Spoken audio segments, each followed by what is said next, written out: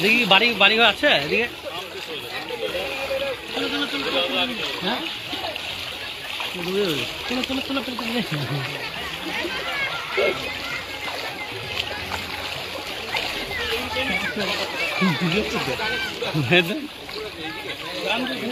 খেলা করে যাবে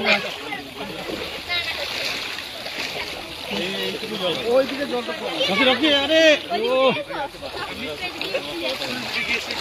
ও দেখি সাবধানে যাচ্ছে না।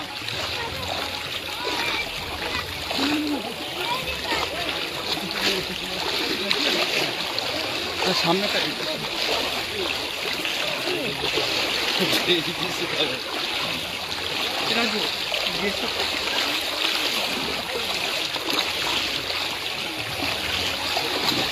দেখো লিখাচ্ছে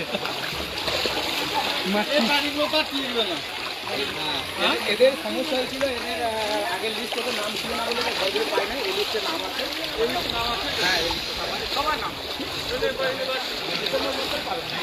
রাজু। ঠিক আছে মন্দিরে কোথায় কোথায়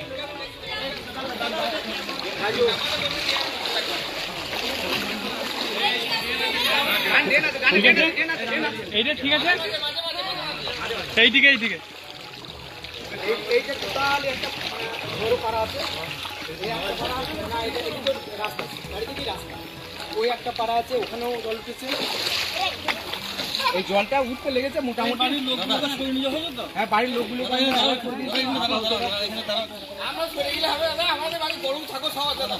কিন্তু সরাতে তো হবে। জল তারা চেষ্টা করছি এখন দিনের আলোতে প্রাণ শিবিরে চলো, তারপর আবার চলে আসবো।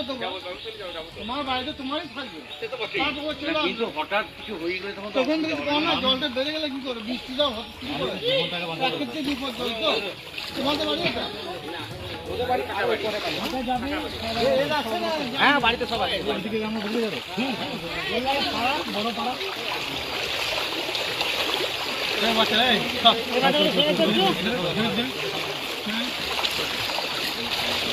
শাইন এসো।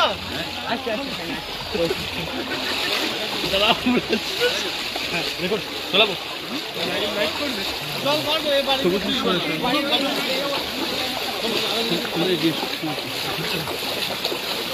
বুঝতে পারছি না পরিগুলো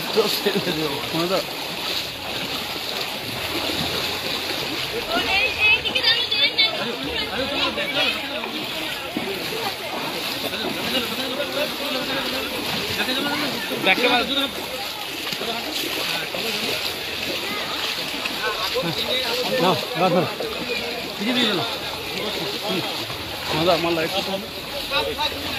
কুয়ে নদীর বাঁধ ভেঙে বীরভূমের লাভপুর ব্লকে অসংখ্য গ্রাম জলমগ্ন।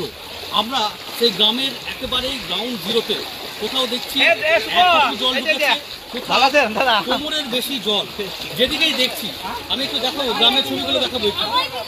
চারিদিকে যে গ্রামের বাড়ি, সেই বাড়িগুলোতে রীতিমতো জল ঢুকে গেছে। এবং সেই প্রত্যন্ত গ্রামে যেখানে বন্যা পরিস্থিতি হয়েছে, সেখানে বীরভূম জেলা পরিষদের সভাধিপতি আজল শেখ, তিনিও নিজে হাঁটু অবধি প্যান্ট গুটিয়েছেন। তিনিও হাঁটু অবধি জলে তিনি হেঁটে হেঁটে যাচ্ছেন। সঙ্গে বিধায়ক রয়েছেন, আর নানুরের তৃণমূল বিধায়ক রয়েছেন, স্থানীয়। এই বাড়িগুলো সেই লিস্টের মধ্যে আছে। এই বাড়িগুলো হবে অল্প দিনের মধ্যে। সম্ভবত এগুলো মাটির বাড়ি আছে। তো এদের সব থেকে খাতরা বেশি আছে। এদেরকে ওই জন্য ত্রাণ শিবিরে যাওয়ার জন্য অনুরোধ করছি। আর এটা শুধু এই গ্রামটা নয়, 18টা গ্রাম জলের তলায় চলে গেছে। এই ঠিবা পঞ্চায়েতের প্রত্যেকটি গ্রাম জলের তলায়। তাই এই এরিয়া কয়েকশো হাজার হেক্টর জমি জলের তলায় চলে গেছে। চাষিরা ভীষণভাবে ক্ষতিগ্রস্ত হয়েছে। তাই সেই পরিবারগুলো পাশে যাচ্ছি এবং তাদের সমবেদনা জানানো। এছাড়া আমাদের করার কি আছে? আমাদের মাননীয় মুখ্যমন্ত্রী মমতা বন্দ্যোপাধ্যায় প্রশাসনিক দপ্তরের মাধ্যমে সবসময় খবর রাখছেন। সর্বতই এই পরিবারগুলোর পাশে আমরা আছি।